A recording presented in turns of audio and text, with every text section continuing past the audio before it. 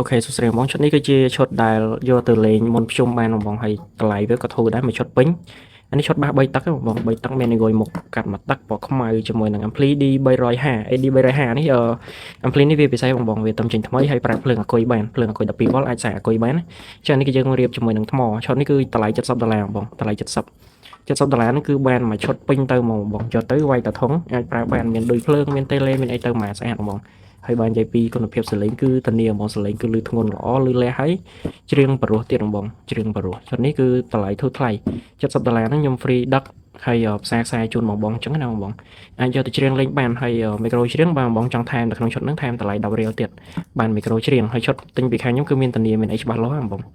អញ្ចឹងឈុតនេះគឺសលេងអែមមែនតើបងគ្រាន់តែខ្ញុំមិនអាចតេស្តបានទេដោយសារនៅក្នុង YouTube គឺវាចាប់សលេងបងជាមួយខ្ញុំរកភ្លេងធម្មតាខ្ញុំមកតេស្តឲ្យបងឥឡូវយើងតេស្តសលេងអូដល់កសលេងចេញមកក៏ហឹមអត់ហើយប្រហាប់តិចឡើយ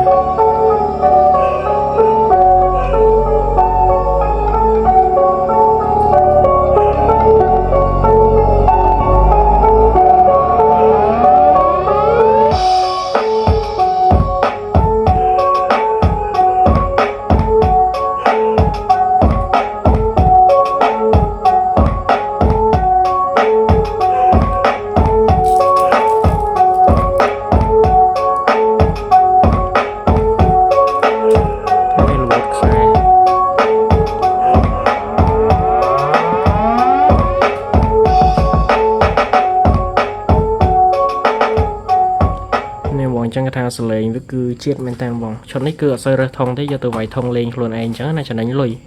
ហើយឈុតនេះតម្លៃវាតម្លៃ70បានទាំងថ្មទាំងឧបលោទាំងអីគុយទាំងអំភ្លីបងសំខាន់ free សេវាដឹកផ្សារខ្សែជូនបងទៅមកស្អាតហើយមានធានាច្បាស់លាស់បងអញ្ចឹងចង់បានអាចតាក់ទងមកបានតាម Telegram ឬក៏ Channel TikTok ជាងមួយញ៉េ YouTube ជាងមួយញ៉េFacebook ក៏ជាងមួយញ៉េដែរបងប្រើឈ្មោះតែមួយទាំងអស់អញ្ចឹងបងស្រួលរកអញ្ចឹងចង់បានអាចតាក់ទងមកបានអរគុណ